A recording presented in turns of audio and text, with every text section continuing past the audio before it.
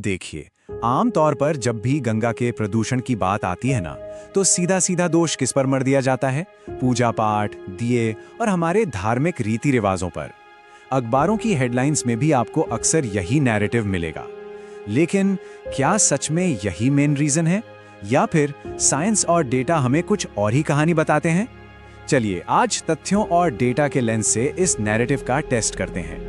आज के इस विश्लेषण का रोड मैप बड़ा क्लियर है। सबसे पहले हम इस बड़े झूठ और उसके पीछे की साइंस को डिकोड करेंगे, फिर देखेंगे ब्रिटिश और कानपुर के ऐतिहासिक प्रहार, उसके बाद सरकार के दावों और असली दोषियों को समझेंगे और एंड में बात करेंगे सॉल्यूशन और एग्जाम फैक्ट्स की। तो चलिए शुरू करते हैं। सेक्शन 1, सबसे बड़ा झूठ और साइंस। शुरुआत करते हैं साल 1891 से, जब अर्नेस्ट हेंकिन नाम के एक ब्रिटिश बैक्टीरियोलॉजिस्ट ने कॉलेरा आउटब्रेक की स्टडी करते हुए एक बहुत ही जबरदस्त साइंटिफिक डिस्कवरी की थी, जो इस पूरे टॉपिक की नींव है। उन्होंने खोजे बैक्टीरियोफेज। अब आप सोचेंगे ये क्या है? ये बेसिकली ऐसे वायरस होते हैं जो सिर्फ और सिर्फ नुकसान पहुंचाने वाले बैक्टीरिया को ही खाते हैं। मतलब ये एक तरह का नेचुरल वाटर प्यूरिफिकेशन सिस्टम है जो बिना रुके लगातार काम करता है। हेंकिन ने अपनी रिसर्च में देखा कि गंगा के पानी में कॉलेरा के बैक्टीरिया कुछ ही घंटों में गायब हो जाते हैं, और इसका राज यही बैक्टीरियोफेज है। आपको जानकर हैरानी होगी कि गंगा में नेचुरली इनके करीब 1100 प्रजातियां मौजूद हैं। और इस बात को थोड़ा पर्सपेक्टिव में रखने के लिए पद्मश्री डॉक्टर अजय सोनकर की स्टडी का ये डेटा देखिए, 50। इसका मतलब है कि दुनिया की किसी भी दूसरी ताजे पानी की नदी के मुकाबले गंगा 50 गुना ज्यादा तेजी से बैक्टीरिया को मारती है। Literally 50 times. यानी ये नदी नेचुरली एक सुपर पावरफुल वाटर प्यूरिफायर थी, जिसमें ऑक्सीजन का लेवल भी बाकी नदियों से 25 गुना ज्यादा था। तो यार, इतनी पावरफुल नदी का सिस्टम आखिर टूटा कैसे? यहीं से हम आते हैं अपने दूसरे सेक्शन पर, ब्रिटिश का पहला वार। खुद को साफ करने वाली इस ताकतवर नदी के सिस्टम में पहली बड़ी रुकावट आई थी 1854 में हरिद्वार डैम के कंस्ट्रक्शन के साथ। हिस्टोरिकल रिकॉर्ड्स बिल्कुल साफ बताते हैं कि ब्रिटिश इंफ्रास्ट्रक्चर ने हिमालय से आने वाले गंगा के मेन फ्लो को अपर गैंजेस किनाल की तरफ मोड़ दिया था। क्यों? ताकि इंडिगो और अफीम जैसी कैश क्रॉप्स की खेती के लिए भरपूर पानी मिल सके। अब लॉजिक सी बात है, जब पानी का बहाव मुड़ गया तो मेन चैनल उथला हो गया, और सबसे बड़ा नुकसान, नदी का पूरा इकोसिस्टम और उसका नेचुरल मेटाबॉलिज्म बिगड़ गया। जाहिर है, जब तेज बहाव ही नहीं रहेगा तो खुद को साफ करने का वो नेचुरल सिस्टम तो टूटेगा ही ना। सेक्शन 3, कानपुर टैनरीज की मार। 1854 के बाद कहानी थोड़ा पीछे 1801 की तरफ भी जाती है, जब कानपुर में ब्रिटिश आर्मी के बूट्स और इक्विपमेंट बनाने के लिए पहली लेदर फैक्ट्री लगाई गई थी, और यहीं से शुरू हुआ भयंकर इंडस्ट्रियल पोल्यूशन का दौर। अब 2013 की इस स्टडी का डेटा देखिए, ये सच में चौंकाने वाला है। कानपुर की इन लेदर फैक्ट्रियों से रोजाना 30 करोड़ लीटर दूषित पानी सीधा गंगा में पंप किया जाता था। 30 करोड़ लीटर। और इस पानी में क्या था? क्रोमियम, लेड और कैडमियम जैसे बेहद खतरनाक और भारी केमिकल्स। वर्ल्ड वॉर्स के दौरान ये इंडस्ट्रियल डिमांड्स बढ़ी और नदी में जाने वाला ये जहरीला कचरा भी कई गुना बढ़ता चला गया। जरा इस चार्ट को देखिए। हर रोज जो 30 करोड़ लीटर कचरा निकल रहा था, उसमें से शहर की कैपेसिटी सिर्फ 17 करोड़ लीटर को ट्रीट करने की थी। यानी बचा हुआ 13 करोड़ लीटर बेहद जहरीला कचरा, जिसमें हेवी मेटल्स और क्रोमियम शामिल हैं, वो सीधा बिना किसी ट्रीटमेंट के नदी में जा रहा था हर दिन।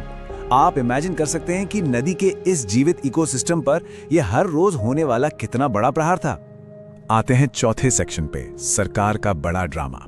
तो आजादी के बाद आखिर क्या हुआ? आजादी के बाद भी ये इंडस्ट्रियल पोल्यूशन वैसे ही चलता रहा, लेकिन इसे रोकने के लिए सरकारी लेवल पर क्या कदम उठाए गए, चलिए उन्हें एकदम न्यूट्रल होकर एनालाइज करते हैं। आजादी के बाद कई बड़े बड़े कैंपेन्स आए। 1986 में गंगा एक्शन प्लान लॉन्च हुआ, फिर 2009 में national Ganga river basin authority बनी। 2010 में तो $4 बिलियन का एक विशाल अभियान अनाउंस हुआ, जिसमें प्रॉमिस किया गया था कि 2020 तक नदी में कोई अनट्रीटेड कचरा नहीं जाएगा। और फिर 2014 में नमामि गंगे इनिशिएटिव लॉन्च हुआ। मतलब ऐतिहासिक तौर पर वादे भी बहुत हुए और बड़े बड़े बजट भी पास हुए। लेकिन ग्राउंड रियलिटी क्या है? डेटा के हिसाब से 20,000 करोड़ रुपए से भी ज्यादा खर्च होने के बावजूद आज की डेट में भी हरिद्वार और कानपुर के बीच 1072 गंभीर रूप से प्रदूषण फैलाने वाली इंडस्ट्रीज काम कर रही हैं, और ये लगातार अपने टॉक्सिन्स नदी में छोड़ रही हैं। ये हमें साफ दिखाता है कि भारी फंडिंग के बाद भी जो असल इंडस्ट्रियल प्रॉब्लम थी वो तो सॉल्व ही नहीं हुई। सेक्शन 5, असली दोषी कौन है। तो चलिए, जो मिथ हमने वीडियो के शुरू में डिस्कस किया था उसे अब पक्के विज्ञान और ठोस डेटा के आधार पर तौलते हैं। आखिर सबसे बड़ा विलन है कौन? जब हम पोल्यूशन के इन सोर्सेस को एक साथ रखकर देखते हैं ना, तो पूरी पिक्चर एकदम क्लियर हो जाती है।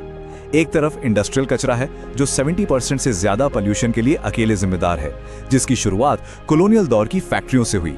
दूसरी तरफ 80% शहरों का अनट्रीटेड सीवेज है।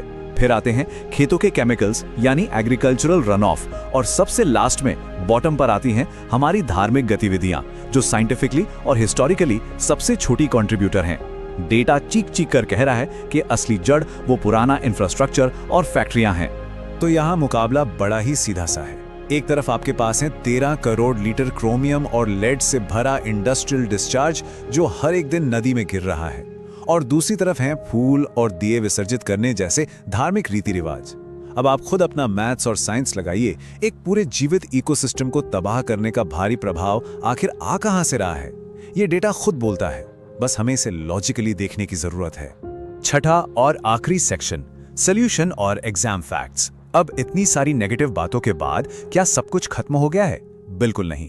साइंस का मानना है कि अगर गंगा का नेचुरल फ्लो वापस आ जाए तो बैक्टीरियोफेज का वो इकोसिस्टम आज भी खुद को रिकवर कर सकता है।